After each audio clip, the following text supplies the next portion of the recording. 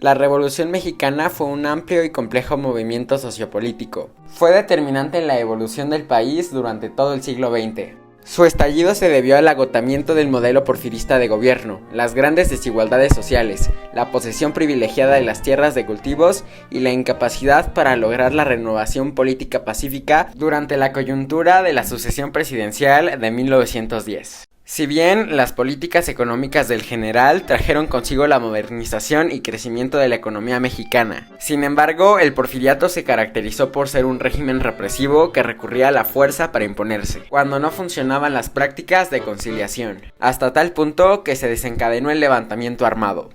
En marzo de 1908, la revista británica Person's Magazine publicó una entrevista realizada en el castillo de Chapultepec por su reportero James Krellman con el presidente Porfirio Díaz, quien declaró: "He esperado pacientemente que llegue el día en el que el pueblo de la República Mexicana esté preparado para escoger y cambiar sus gobernantes en cada elección, sin peligro de revoluciones armadas. Creo que ese día ha llegado". A raíz de esas declaraciones, se crearon partidos políticos de oposición para las elecciones que se llevarían a cabo en 1910, destacando el partido antirreeleccionista encabezado por Francisco I. Madero, quien había publicado su libro La sucesión presidencial en 1910, que le dio visibilidad en la vida política, ganó popularidad y representó una gran amenaza para la octava reelección de Porfirio Díaz, por lo que el gobierno porfirista mandó encarcelar a Francisco Madero en la ciudad de San Luis Potosí, poco antes de que se verificaran las elecciones a favor de su reelección. Por lo que con la actitud de Díaz se demostró que había quedado cancelada toda posibilidad de una democratización pacífica.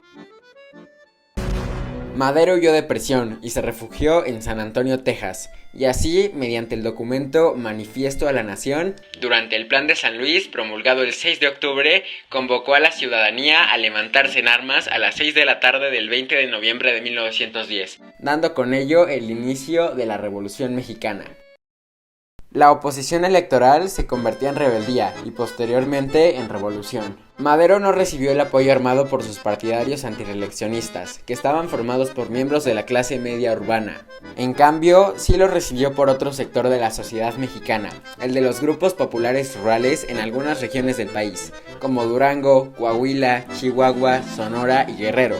Fue en estas regiones donde hubo alzamientos contra el ejército porfirista después de los festejos del centenario de la independencia. Surgieron nuevos líderes, más aptos para la lucha armada que para las contiendas electorales. Los más destacados fueron Pascual Orozco, Pancho Villa y Emiliano Zapata.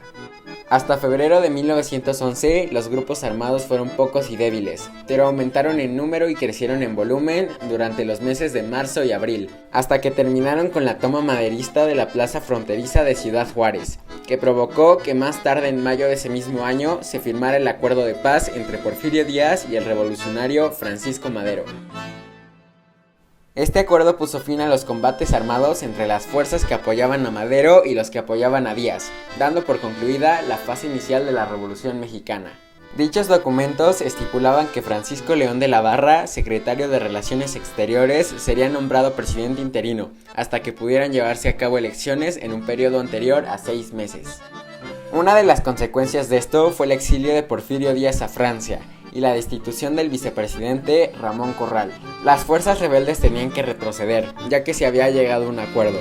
No obstante, las fuerzas armadas del revolucionario Pascual Orozco y de los zapatistas, dirigidas por Emiliano Zapata, quedaron insatisfechas, pues se sintieron ignoradas por la dirigencia política nacional. A su vez, los zapatistas se negaron a entregar sus armas antes de recuperar las tierras que consideraban les habían sido usurpadas. Madero decidió transformar su partido nacional antirreeleccionista en uno llamado Partido Constitucional Progresista. La presidencia de Madero comenzó a principios de noviembre de 1911 y concluyó violentamente a mediados de febrero de 1913. A diferencia de su exitosa lucha contra Díaz, su gestión presidencial resultó fallida.